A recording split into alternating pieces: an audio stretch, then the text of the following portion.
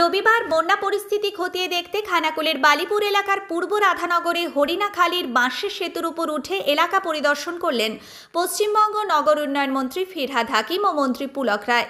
এরপর তারা স্থানীয় গ্রামবাসীদের সঙ্গে কথা বলেন, তাদের অভাব অভিযোগের কথা শোনেন।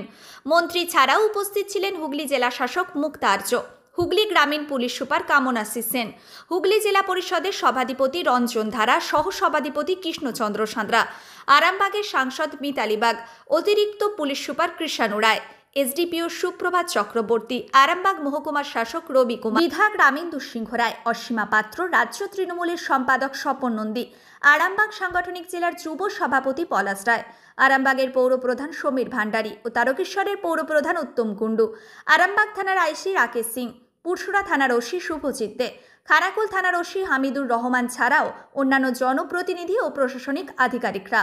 এরপর তারা চাপাডাঙ্গায় গিয়ে প্রশাসনিক বৈঠক করেন। ওই বৈঠকে আরও এক মন্ত্রী বেচারাম মান্না ও বিধায়ক করবি মান্না যোগদান করেন।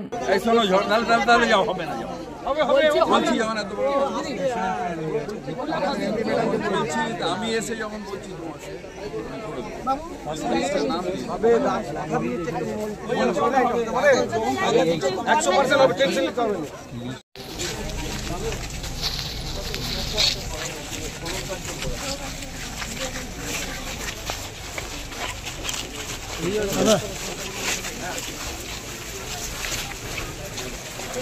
করার ব্যবস্থা করলেন। কি বলবেন মন্ত্রীর সাথে কথা বললেন? আপনারা কি দাবি জানান? আমার বাড়ি পড়ে গেছে, বন্যা ভীষণ কষ্ট হচ্ছে, সেটাই এখন কিভাবে থাকেন? এখন এই তো বাড়ির দু চালটা আছে, তারপর ত্রিপল ঘেরা বাড়ি, বাড়ির চাল থেকে জল পড়ছে। পাকা বাড়ির জন্য বললেন? হ্যাঁ অবশ্যই, সুযোগ সুবিধা দেয় না। উনি কি বললেন? ম্যাম তো বললেন আমি করে দেবো। মন্ত্রী ফিরহাদ হাকিমের সাথে কথা হলো আপনার, কি বলবেন? কি বলবো, কিছু আমার বলার নেই সেরকম। আপনার যে সব দাবিগুলো ছিল জানালেন?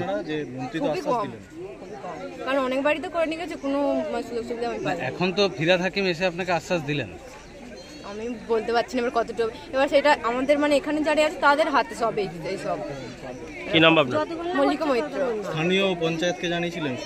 সবই করেছে, কিছু হয়নি। এখন এই যে জল বেড়েছে, যে বাবা মা কান্না করছে যে কোথায় থাকবে না থাকবে, আর মানে বাড়ির জন্য টানছি, বালি ভাই তুলেছে, জল আসলে তো চলে যাবে, বা হানা সোজাসুজি বাড়ি কি করে থাকবে সেটা। এখন কোথায় রয়েছেন? ওই তো মানে একটু বাড়ির চালটা আছে, ত্রিপল ঘেরা বাড়ি, ওখানেই থাকি। আপনার কোথায় বাড়ি, কোন জায়গায়? এই তো রাধারমণ মৈত্রপাড়া। 5 দিন স্কুলে ছিলাম গত বছর।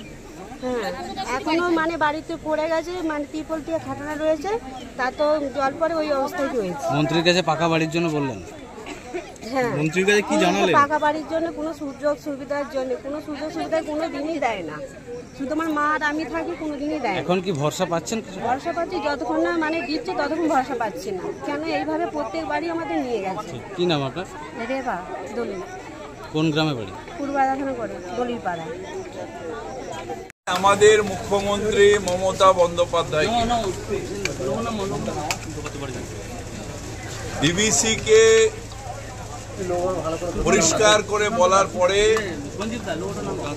আজ থেকে জল ছাড়াটা বন্ধ করেছে।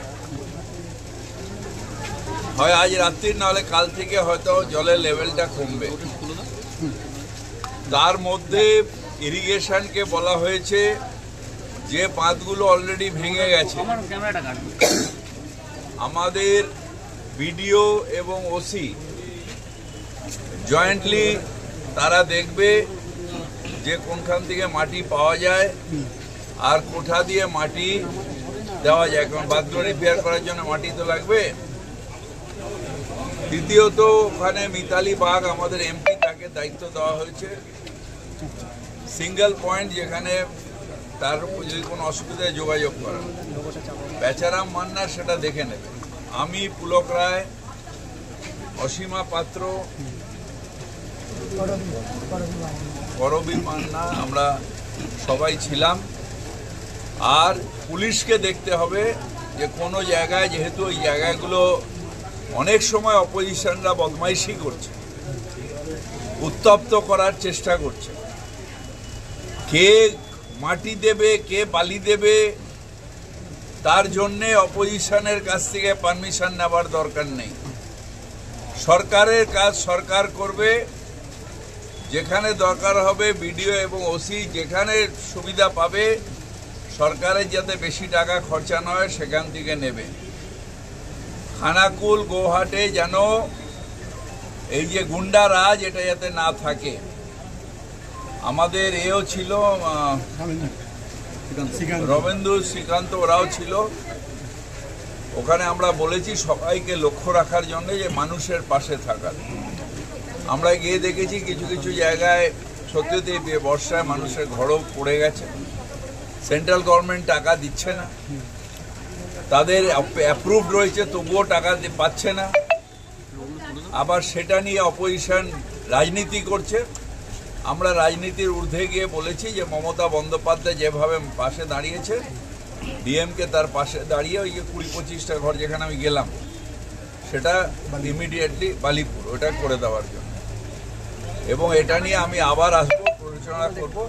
এখনই যেহেতু জলটা আজকে একটুখানি কমে যাচ্ছে, এখনই ভয়াবহতা নেই, কিন্তু যদি আগামী দিনে আরও বর্ষা আসে এবং ডিভিসি যদি আবার জল ছেড়ে দেয় তাহলে বিপদ আছে। কিন্তু আমি বিশ্বাস করি যে মুখ্যমন্ত্রী মমতা ব্যানার্জি ডাইরেক্ট ইন্টারফারেন্স করেছে, ডাইরেক্টলি ডিভিসিকে বলেছে। এবং সব থেকে যেটা অন্যায় হচ্ছে, পাপ হচ্ছে, বাঁধগুলোকে তুলে দিন। বাঁধ মানে হচ্ছে বর্ষাকালে জলটা ধরে রাখবো, যখন ড্রাই সিজন গরমকাল বা শীতকাল হবে তখন জলটাকে ছাড়বো যাতে সারা বছর চাষবাস হয়। যদি বাঁধটাই ক্যারিং ক্যাপাসিটি না থাকে, দীর্ঘদিন যদি বাঁধের মধ্যে তোমার ডিসিল্টিং না হয়, বাঁধটার মধ্যেই যদি সবসময় থাকে যে বর্ষাকালেই জল ছাড়তে হবে, তাহলে আর বাঁধ রাখার দরকার কি? ভগবান যখন বৃষ্টি দেবে সেই বৃষ্টিটাই মাটিতে থাকবে। আমি বাঁধও রাখবো আর বাঁধকে আমি ডিসিল্টিং করব না। সেন্ট্রাল গভর্নমেন্টের, ঝাড়খণ্ডেরও কিছু করার নেই, তার কারণ ঝাড়খণ্ড সরকারেরও নিশ্চয়ই ঝাড়খণ্ড থেকে জলটা আসছে, কিন্তু বাঁধটা তো ডিভিসি। এবার আপনি বাঁধে ডিভিসিকে পয়সা দেবেন না, ডিসিল্টিং করাবেন না, অথচ নামে বাঁধ রয়ে গেল। সেই বাঁধ থেকে উল্টে বাঁধরামি হচ্ছে, অর্থাৎ যখন বর্ষা সেই সময় জল ছাড়া হচ্ছে। মুখ্যমন্ত্রী বলেছেন, আজ থেকে আমি যা রিপোর্ট পেলাম, এখনই সব মিটিং হলো ইরিগেশনের সাথে, তাতে জলটা এখন কিছুটা কমেছে, ওরা বাঁধ রিপেয়ারিং এ ঝাঁপিয়ে পড়ে। 1 বছর হয়ে গেল তো বাঁধ কারো নামে ধরে, অথচ সরকার তো টাকা দিয়েছে। সরকার টাকা দিয়েছে না, বিভিন্ন বিরাট অঞ্চলের বাঁধ, অনেকটা জায়গায় বাঁধ হয়েছে, অনেকটা জায়গায় আবার যা শুনলাম যে বিলো টেন্ডার পড়েছে, সেগুলো যে ম্যাচিওর হয়নি, এইসব হয়েছে। কিন্তু আমরা ভগবত মানুষের পাশে আছি, খানাকুল গোহাট বা ওই সব বিস্তীর্ণ অঞ্চলের মানুষের পাশে আছি। ওখানে আমরা যা দরকার করব সেই মতন আমি ইনস্ট্রাকশন দিয়ে গেলাম। একটু আলাদা প্রশ্ন করছি, মিড ডে মিল নিয়ে মালদায় বলা হয়েছে বন্যা পরিস্থিতি নিয়ে নিশ্চয়ই কালকে বিধানসভায় ঘাটালে নিজে মানুষ ভূঁইয়া আছেন। ঘাটাল মাস্টার প্ল্যানের কিছুটা সময় লাগবে। সেন্ট্রাল গভর্নমেন্টকে 10 বছরের পর বছর, 10-15 বছর ধরে বলা হচ্ছে ঘাটালের ব্যাপারে জিরো, মানে কোনো রকম কোনো করছেন না। আরামবাগকে বাদ দেওয়া হলো কেন? ঘাটাল মাস্টার প্ল্যান থেকে আরামবাগ তো আমরা করছি আলাদা করে, আরামবাগ তো করছি। কোথায় প্ল্যানটা হলো, আপনি ইঞ্জিনিয়ারিং পাস করেননি, আমিও ইঞ্জিনিয়ারিং পাস করি, কিন্তু আরামবাগও হচ্ছে। আর আরামবাগ, কুশকুড়া সবটাই হচ্ছে, চন্দ্রকোনা সবই হচ্ছে। আর ঘাটালের মাস্টার প্ল্যান বঞ্চনা হয়েছে, কেন্দ্রীয় সরকারের বঞ্চনা হয়েছে, অন্যায় করছে বাংলার মানুষের ওপরে। তাই মুখ্যমন্ত্রী আমাদের অল্প টাকা 1,87,000 কোটি টাকা অনৈতিকভাবে আটকে রেখে দিয়েছে। তার মধ্যেও মুখ্যমন্ত্রী চেষ্টা করে অল্প অল্প করে দিয়ে মাস্টার প্ল্যানটাকে করার চেষ্টা করছেন। বছর 2-3 যা লাগার লাগবে। কলকাতার একাধিক রাস্তা বেহাল, কলকাতা পুলিশের পক্ষ থেকে আপনার দপ্তরে চিঠি পাঠানো না, একটা ওরকম কোনো রাস্তা বেহাল না। কিছু রাস্তায় এই সময় পিচ জল পড়ে, কিছু জায়গায় পিচ উঠে গেছে, সেগুলো আমরা রিপেয়ারিং করছি, প্লাস্টিক রোড করা হচ্ছে। আরামবাগ নিয়ে একটা প্রশ্ন, যে ডাম্পিং গ্রাউন্ড নেই, নদীগর্ভে ফেলা চলছে ময়লা, সেই তার জেরেই ওইটা আমি দেখছি। আমরা আরামবাগ পৌরসভার কাছে জায়গা পাইনি, জায়গা নিয়ে একটা ডিসপিউট চলছে।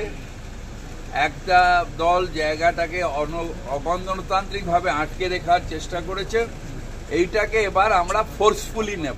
নিউনুর সোফা সেন্টার, এখানে সমস্ত রকম সোফা পাইকারি ও রিটেলে বিক্রয় করা হয়। সমস্ত সোফা নিজস্ব কারখানায় তৈরি করা হয়। প্রোপাইটার হানিফ হোসেন খাঁ ও রুহুল হোসেন খাঁ, বড়ডোঙ্গল হাটতলা সিনেমা হলের সন্নিকটে, হুগলি। যোগাযোগ 7797170093 এবং 9382003105।